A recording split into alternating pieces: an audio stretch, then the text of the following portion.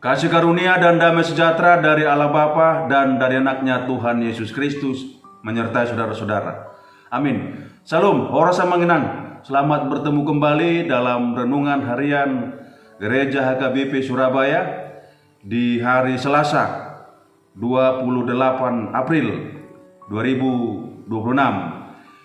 Ayat harian kita tertulis dalam Kitab 2 Samuel pasal 7 ayat 16. Keluarga dan kerajaanmu akan kokoh untuk selama-lamanya di hadapanku, tahtamu akan kokoh untuk selama-lamanya. Demikian firman Tuhan. 2 Samuel 7 ayat 16 yang menjadi ayat harian kita ini, yang menjadi renungan kita hari ini, merupakan puncak dari perjanjian David, tepatnya janji Allah kepada Daud.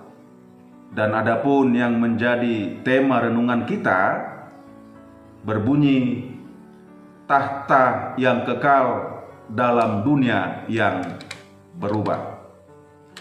Ada paling tidak 3 hal yang menjadi poin yang bisa kita ambil dari renungan ini. Yang pertama,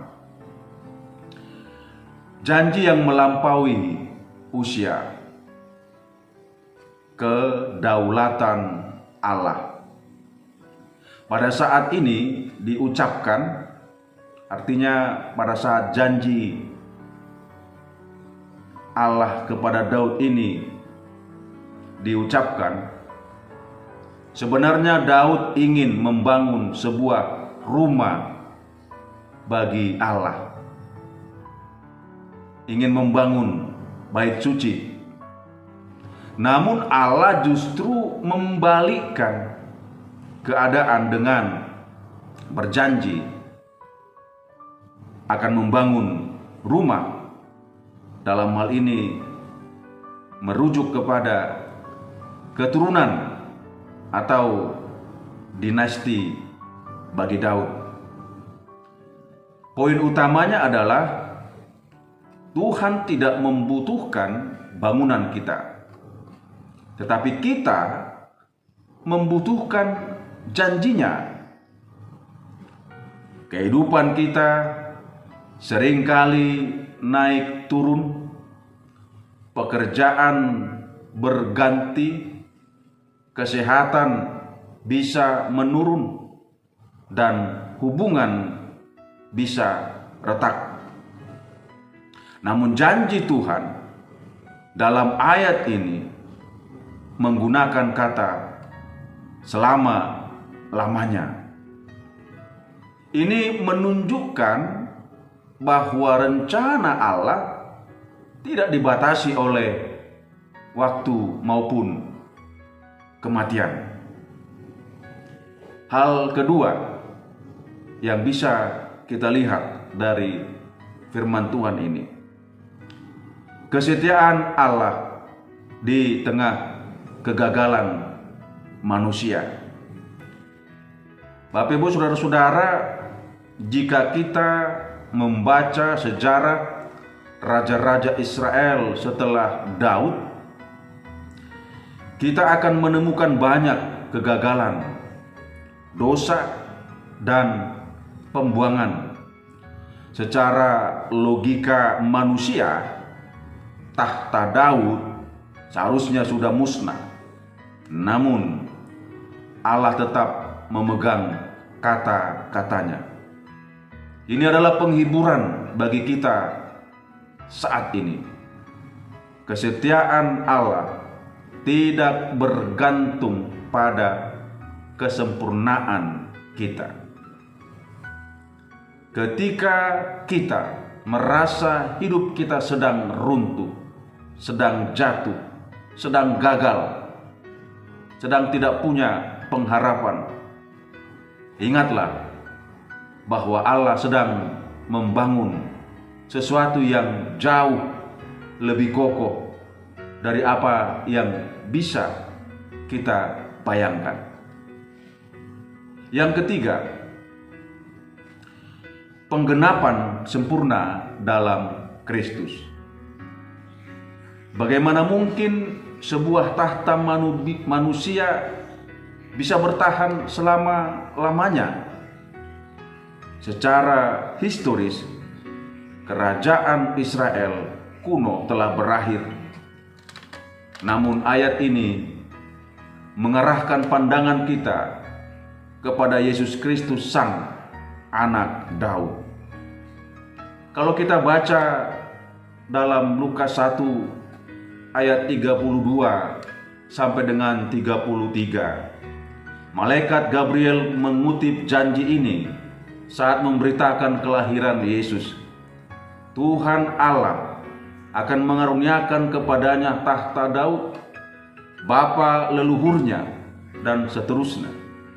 Dan di sana dikatakan, dan kerajaannya tidak akan berkesudahan. Bapak Ibu saudara-saudara yang dikasihi Tuhan, yang menjadi aplikasi dalam kehidupan kita saat ini adalah kita tidak lagi mencari keamanan pada tanda petik kerajaan dunia, harta, jabatan atau pengakuan, melainkan pada kerajaan Kristus yang tidak tergoyahkan.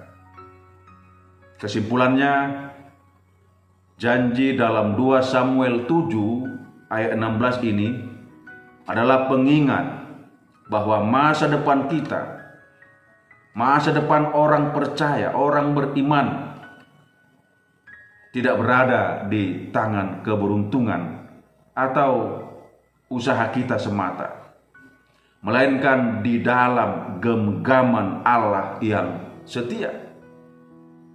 Ketika dunia di sekitar kita terasa goyah, kita memiliki jangkar pada tahta Kristus yang kokoh untuk selama-lamanya.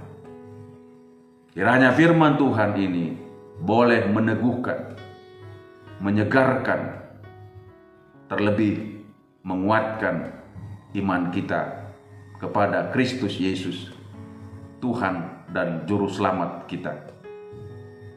Amin. Kita bersatu dalam doa.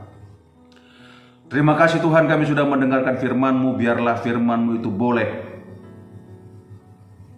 berdiam dan tinggal dalam hati kami. Biarlah firman-Mu itu boleh menyegarkan jiwa kami.